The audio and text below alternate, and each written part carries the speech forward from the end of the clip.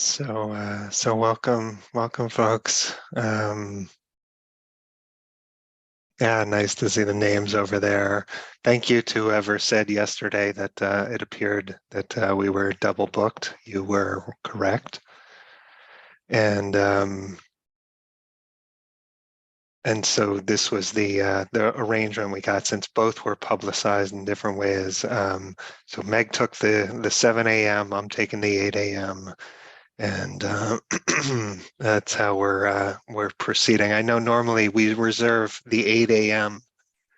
for unconsciousness, 7 for mindfulness, 8 a.m. unconsciousness, but we're switching it up today. And anyway, it's sweet to be with you. So yeah, I knew something was different yesterday because there were some familiar names that I didn't see, and so they're on other stream. Anyway, welcome to you all. Happy to be with you. So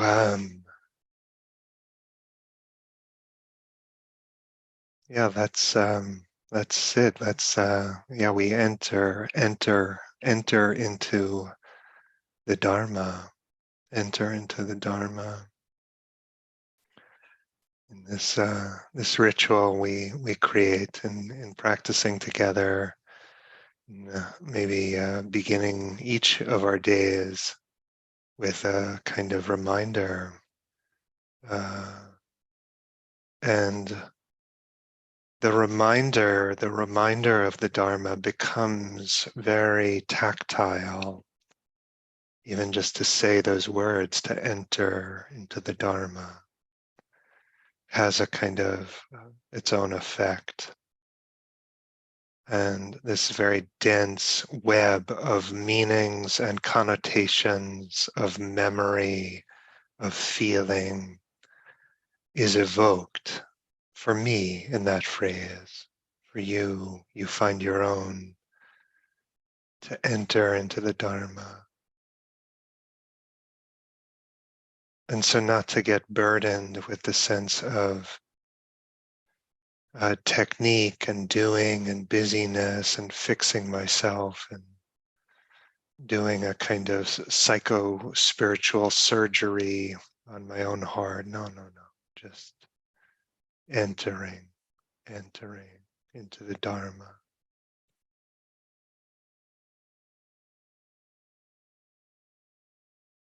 And so finding a posture.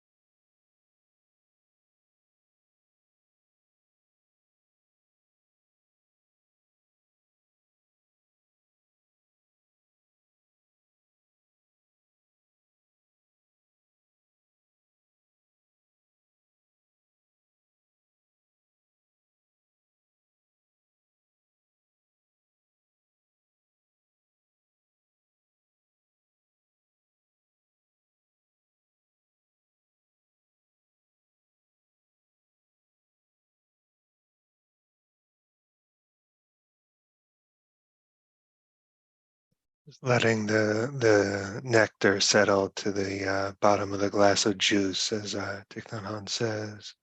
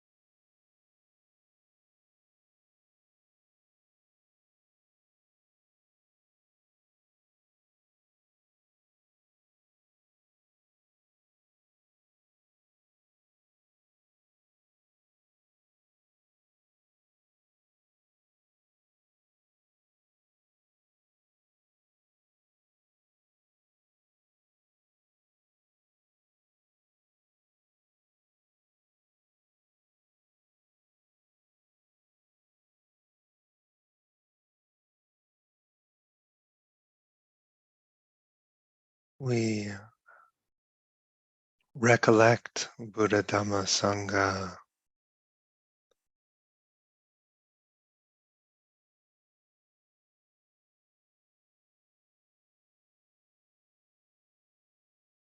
the measureless blessing of the lineage.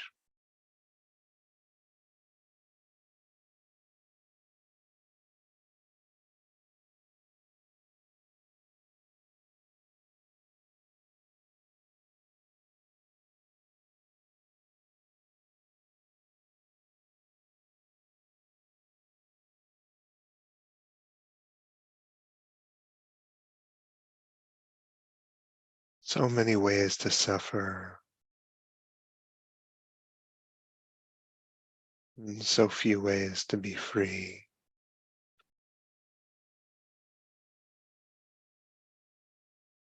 But this is one of them.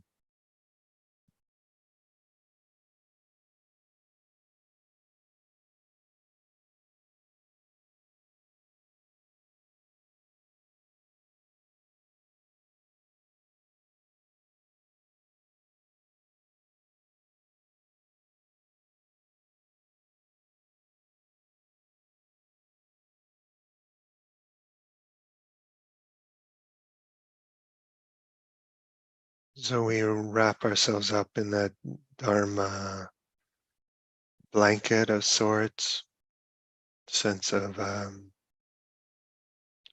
coziness, being held by something.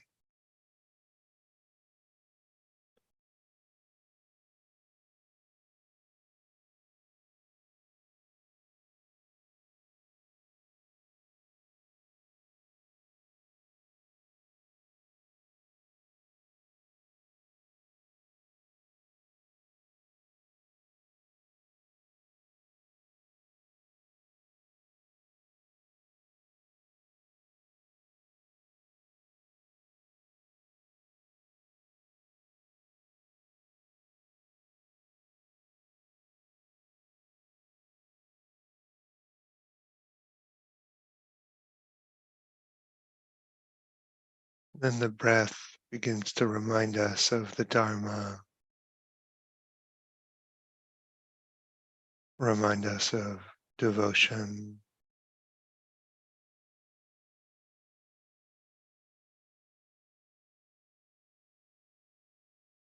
remind us of change and poignancy, the preciousness of having been born.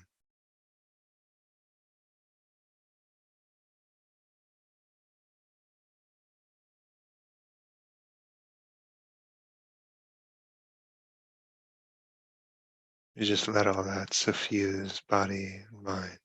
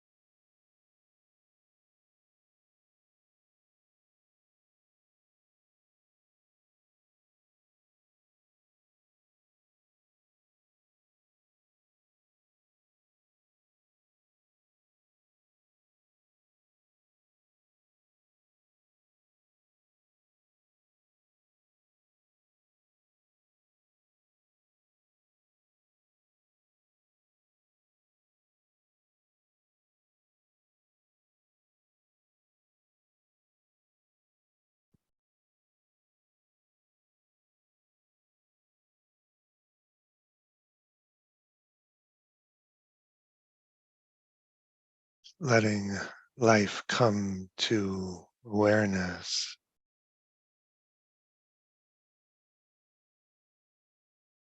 rather than reaching out to hold experience.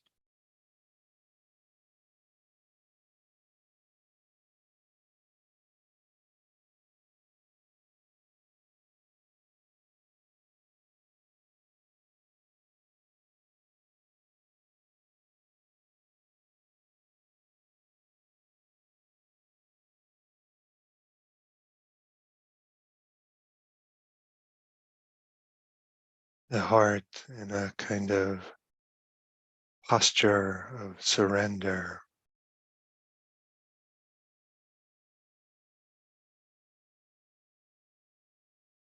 surrendering to samsara,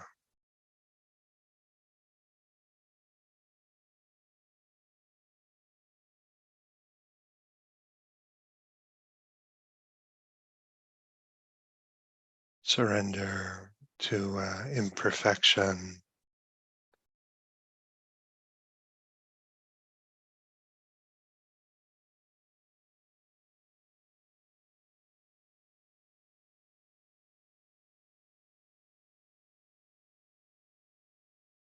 and trusting that this gesture of surrender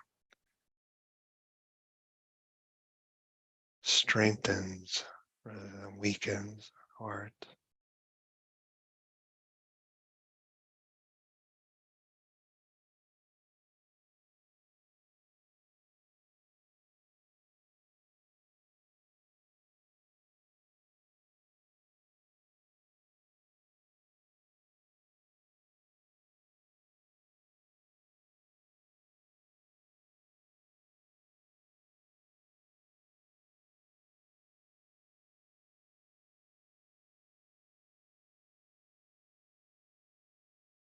In other words, we abide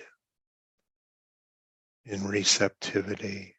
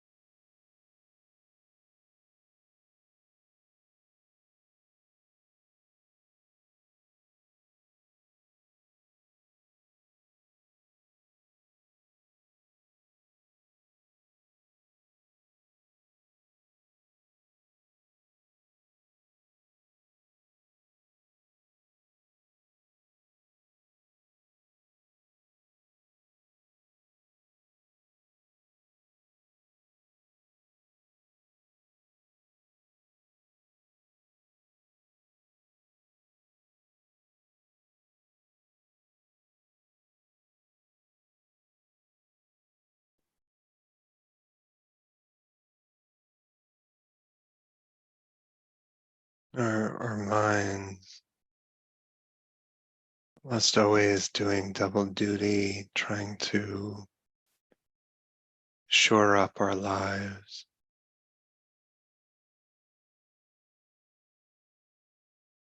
Incredibly poignant, actually, to see the movements and machinations of our mind.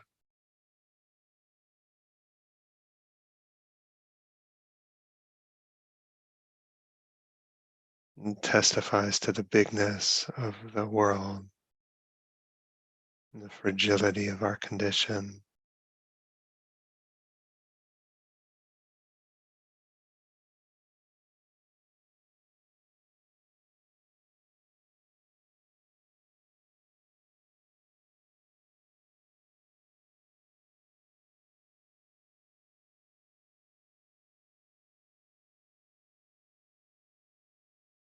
But sometimes we seek our safety from somewhere else. We seek our safety from within the surrender.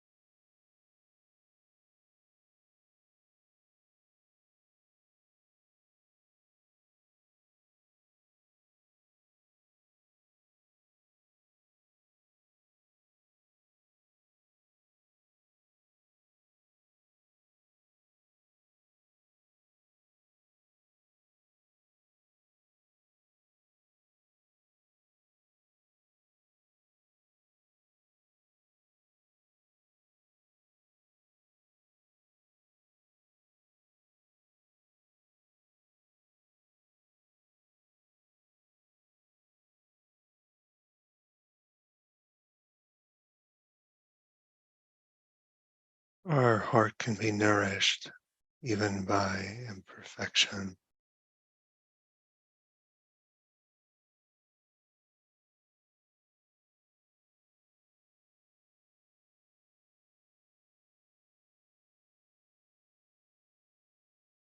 We develop a kind of faith in openness, receptivity.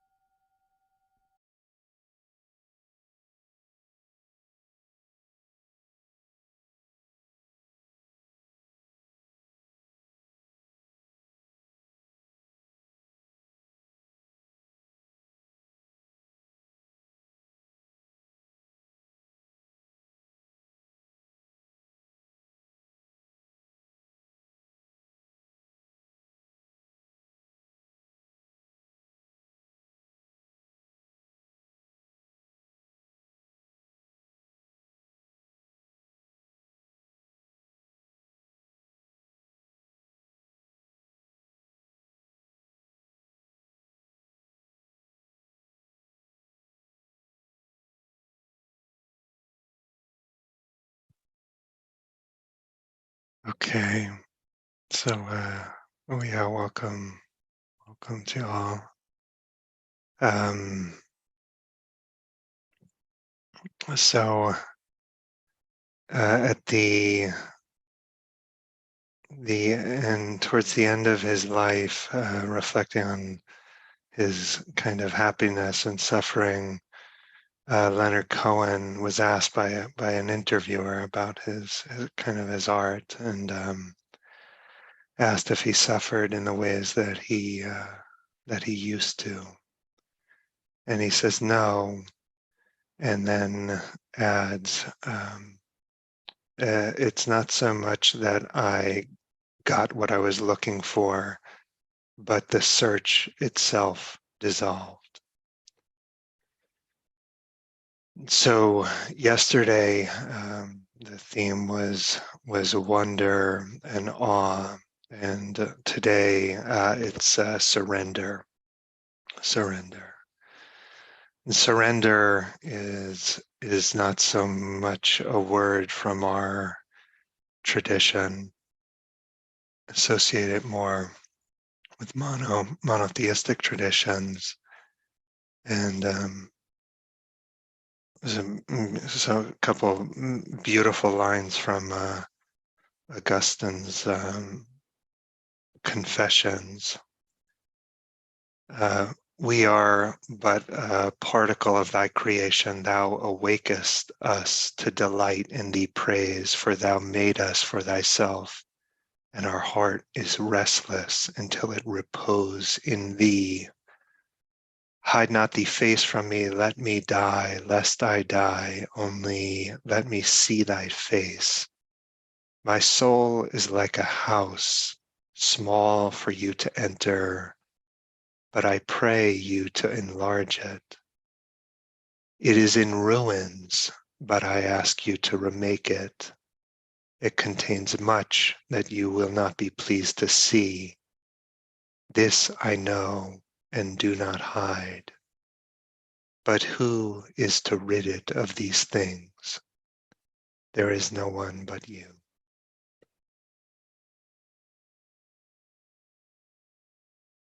It's kind of curious that I find that so beautiful, given kind of my own turn away from theistic tradition, and yet the potency of that seems very clear. So what is the role? What's the role of surrender in Buddhist practice?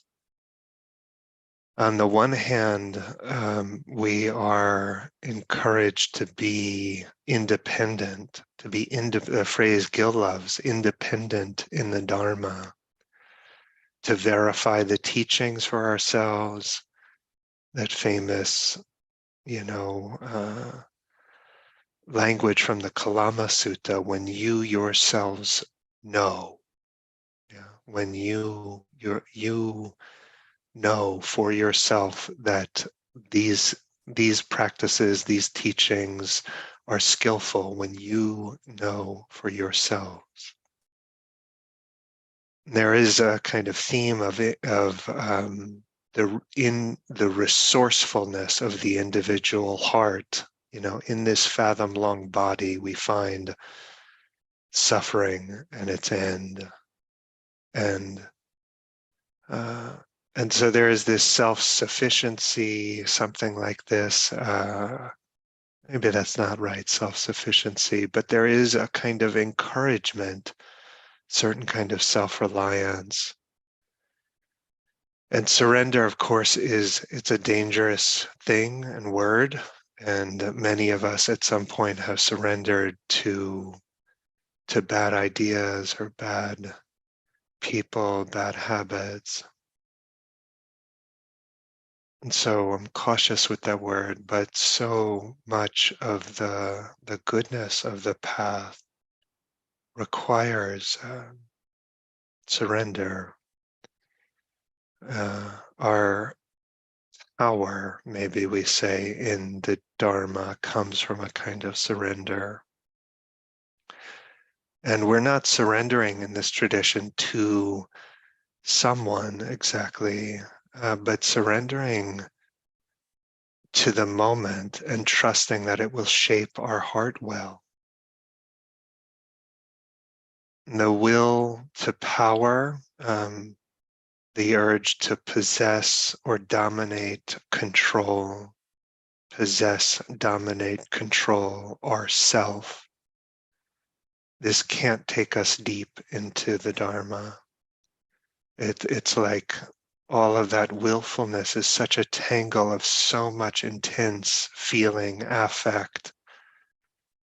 And so we practice relaxing it.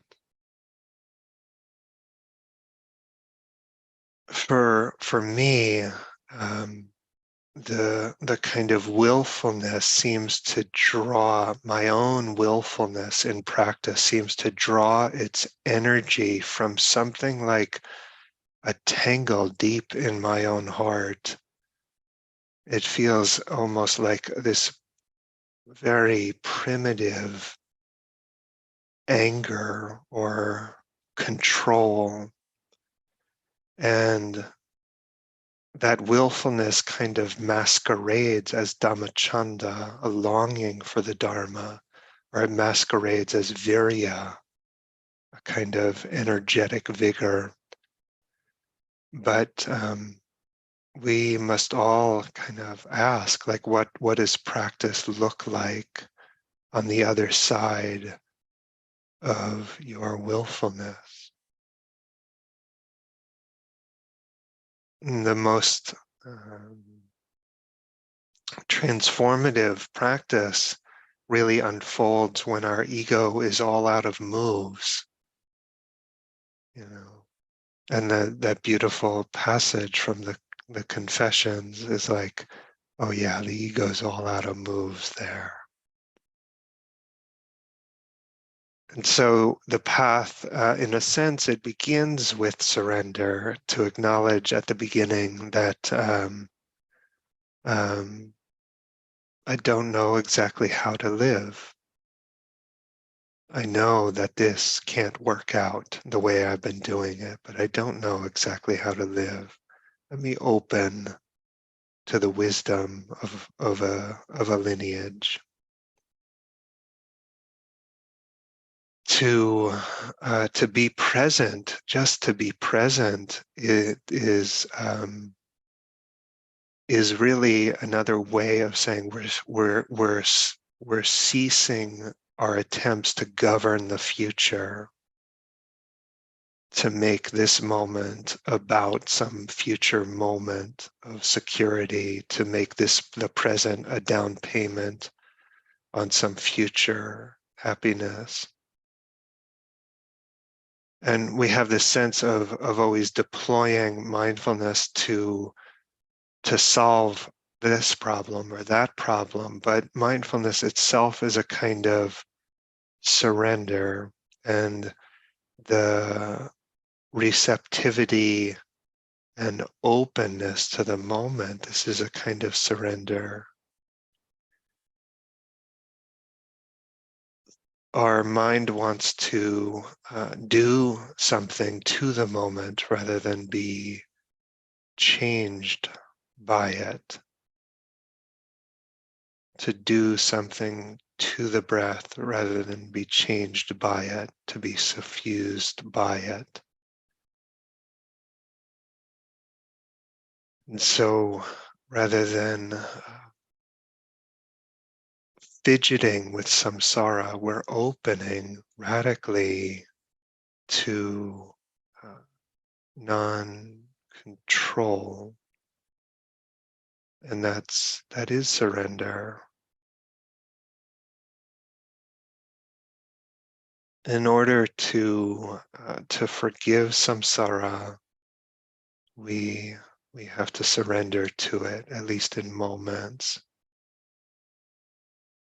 just to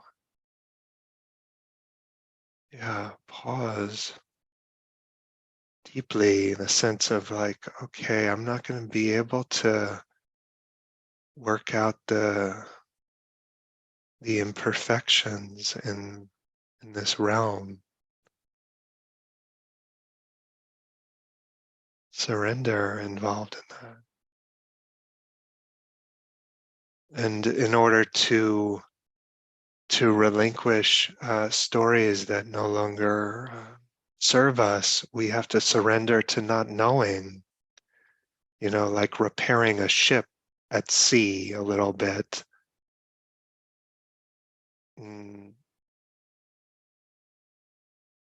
How we don't, the nature of insight is not knowing. Insight arises out of the mind that doesn't know. We can't know what we'll find. Insight is always a little surprising. Sometimes as people deepen in the practice, they describe getting more settled, the self getting kind of thinned out. And sometimes they feel like at the precipice of some really deep silence, stillness, kind of get jerked back into sometimes into the worst thought we could have, the worst habit we have, jerked back into a kind of very congealed sense of self. Mara, the force of suffering, kind of playing his trump card in the moment. And so we actually are learning to surrender to groundlessness, a trust that that stillness is a refuge, even if we lack our ordinary reference points. Stillness is a refuge. This is how we settle into samadhi, to the kind of unification of the mind. There's effort involved, but often much less than we imagine, or a different kind of effort. And at some point in the kind of journey into stillness, effort itself is just another species of agitation. And so we settle into silence and stillness through a kind of falling into something, and a trusting that the silence won't harm you, the groundlessness won't harm you. And so we're not so much focusing more closely, we're surrendering to silence. So surrender, surrender, surrender. But here's the thing, from surrender, we find our power. From surrender, we find our security.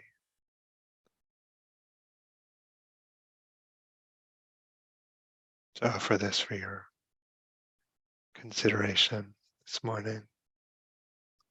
And it's good to be with you. Be back tomorrow, 8 o'clock Pacific, and hope to see you then. I wish you all a good Valentine's Day, and yeah, see you tomorrow.